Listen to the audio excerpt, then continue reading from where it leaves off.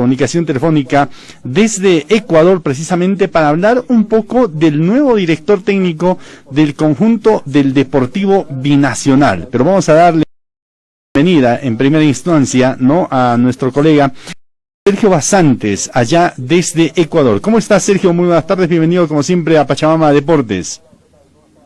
Hola, ¿qué tal? ¿Cómo estás, Jesús? Un gusto poderte saludar a ti y también a toda tu audiencia. Un gusto poder también saludarlos. Y bueno, un técnico muy conocido acá en el país, Rubén Darío Insúa, considerado uno de los mejores también en su debido momento, cuando ha sido campeón con varios equipos a nivel del país, el caso de Barcelona y también del Deportivo Quito, ha trascendido como jugador y como entrenador también en su debido momento.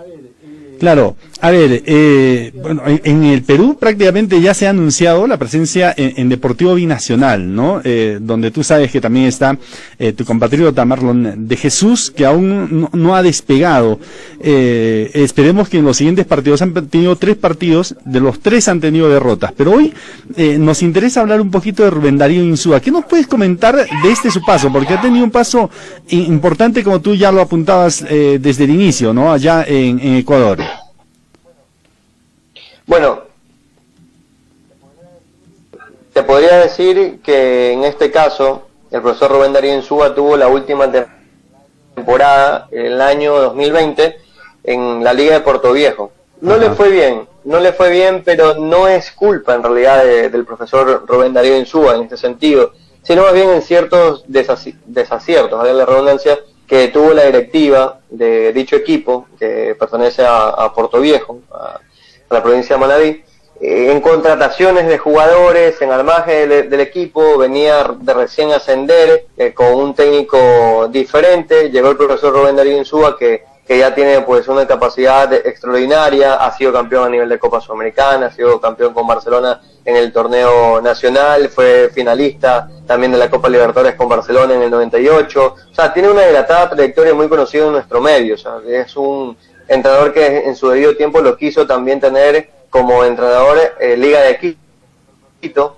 lo confesó el propio Esteban Paz hace un par de temporadas antes que llegue el propio Pablo Repeto, y está vigente, que no nuble lo que pasó con Liga de Portoviejo su actualidad, porque creo que fue una coincidencia negativa en la carrera del profesor Rubén Darío Insúa, un técnico que ahora gusta de utilizar 3 elementos en el fondo, de tener carrileros rápidos, veloces, que puedan salir, esto también adaptándose a lo que cuente con el equipo. Si él va a tener que improvisar sobre la marcha y no tiene la posibilidad de armar el equipo desde el primer momento, pues seguramente se tendrá que adaptar, pero es lo que hemos podido observar, que le gusta utilizar una línea de 3 en el fondo, los 2 carrileros, 2 volantes interiores y tener 2 delanteros. Eso fue lo que nos mostró en su último club en la Capira, y también jugó en ese equipo su hijo, Robertino Insúa, que por acá en el medio ecuatoriano se lo vinculó con Guayaquil City, después de salir de Liga de Portoviejo.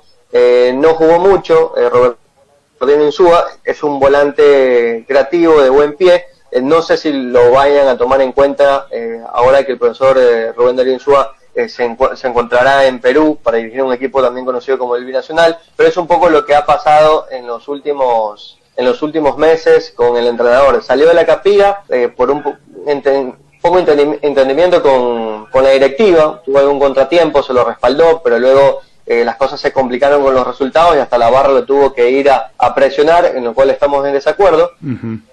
Pero no se pudo mantener en ese cargo Rubén Darío Insúa.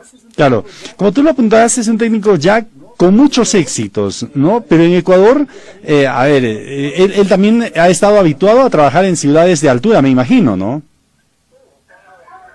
Sí, él conoce el medio ecuatoriano, y el medio ecuatoriano se desenvuelve entre costa y sierra. Claro. No hay más. No hay más, digo, porque el fútbol profesional se desarrolla en estos 2 regiones de nuestro país, costa y sierra. Entonces está habituado en saber manejar la altura, cuando dirigió el Deportivo Quito, cuando ha tenido que estar también en Barcelona, Liga de Portoviejo, otros clubes a nivel del llano, y sabe lo que es hacer ese tipo de respuestas un torneo que tiene estas condicionantes climatológicas. Entonces, yo no creo que vaya a ser un problema que se adapte en ese sentido al fútbol de Perú. De hecho, tendrá que analizar más bien cómo lo encuentra en la parte dinámica, en el tema táctico, en el entrenamiento y buenos equipos que se tienen en el fútbol peruano. Hay jugadores interesantes.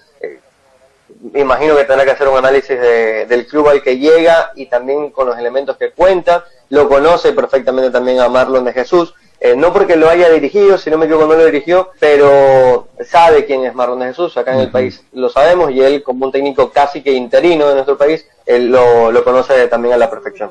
Claro, eso seguro que va a ser una ayuda muy interesante para el director técnico. Ahora, ¿con quiénes ha trabajado? Porque no sueltan prenda en Deportivo Binacional, por decirlo. Nos hemos enterado que viene con su propio preparador físico. ¿Con quiénes ha trabajado en estos últimos años? Preparador físico. Sí. O no lo tienes ahí a la mano, pero no me imagino que no lo tengo a la mano. Claro, pero me imagino que él ha estado yendo con todo su comando técnico, ¿no? Sí, exacto.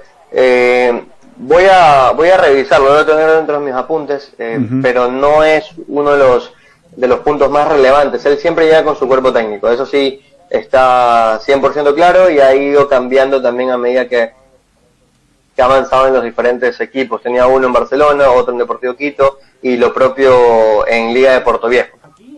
Claro, aquí en Binacional se especula y se ha hablado desde a temporadas anteriores, Sergio, te comento, ¿no? De que habría ciertos actos de indisciplina de futbolistas que no necesariamente trabajan lo que debieran trabajar.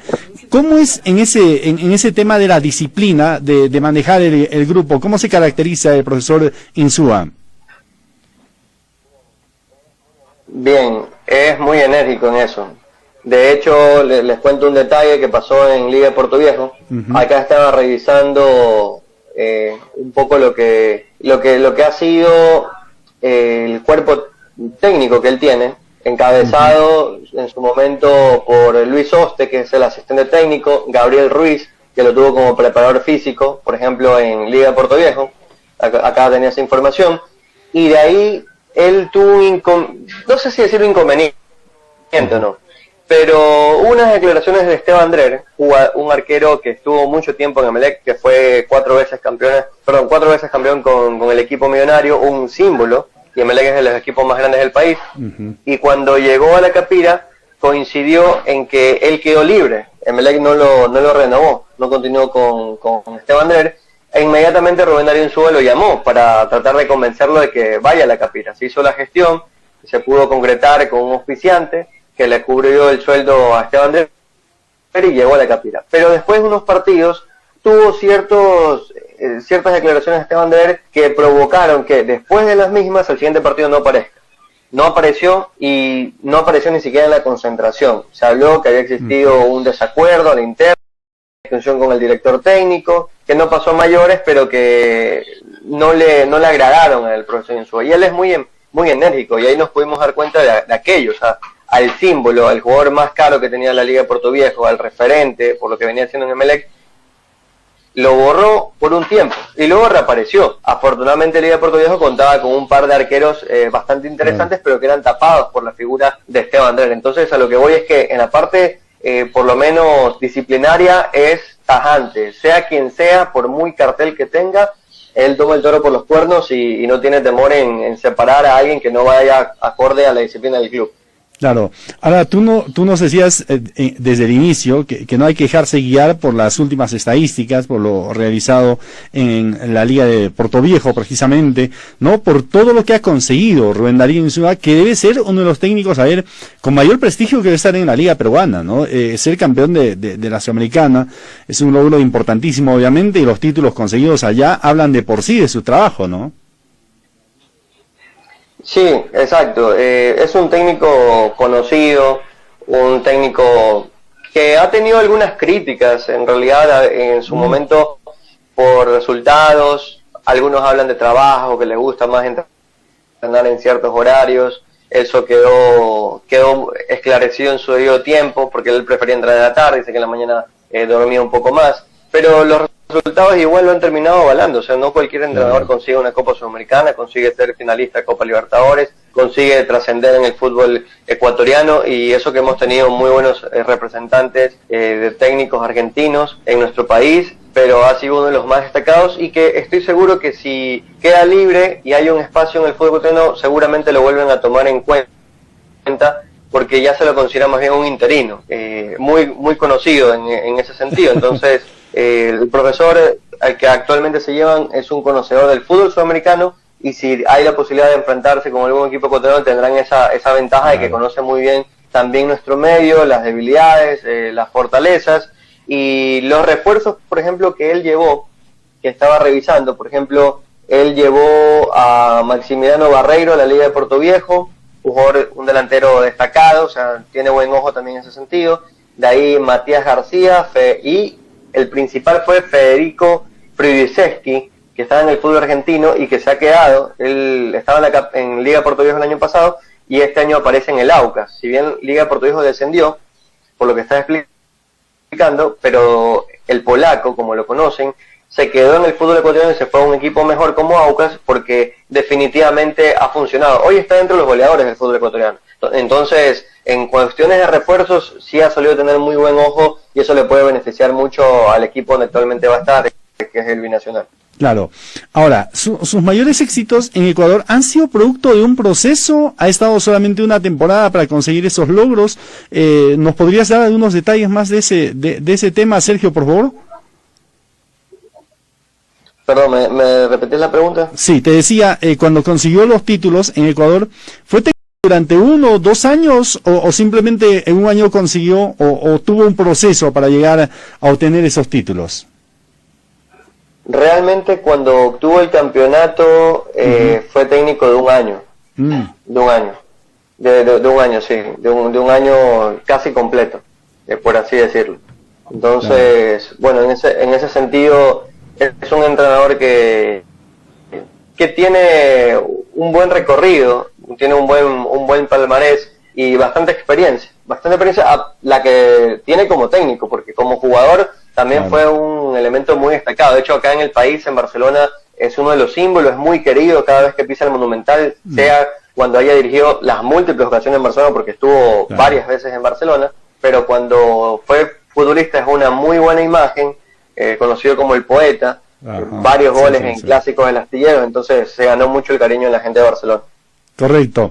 Sergio Basantes, yo te agradezco mucho esta oportunidad. Ojalá que despierte Marlon de Jesús. Aquí la hinchada no han dado partidos completos, ¿eh? Eso sí, juega a su favor, y ojalá que con el profe Insúa pueda tener pues el tiempo necesario y pueda demostrar la calidad de la que viene perseguida, ¿no? Sí, ojalá que pueda aparecer Marlon de Jesús.